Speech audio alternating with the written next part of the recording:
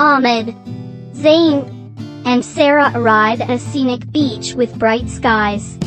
Carrying picnic baskets and beach gear, the trio spreads a blanket on the sand, setting up snacks and drinks.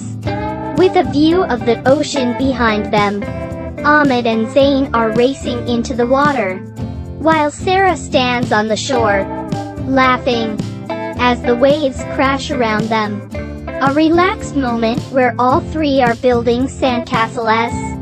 With the sun beginning to set, they share a funny moment, perhaps with Sara accidentally knocking over part of the sandcastle, causing everyone to laugh. The group finds a secluded spot on the beach, maybe a hidden cave or tide pools, adding a sense of adventure. The group sits on a large rock or bench by the water, watching the sunset, a calm and introspective scene. They stumble upon something strange or unexpected, a mysterious object or symbol in the sand that hints at the twist.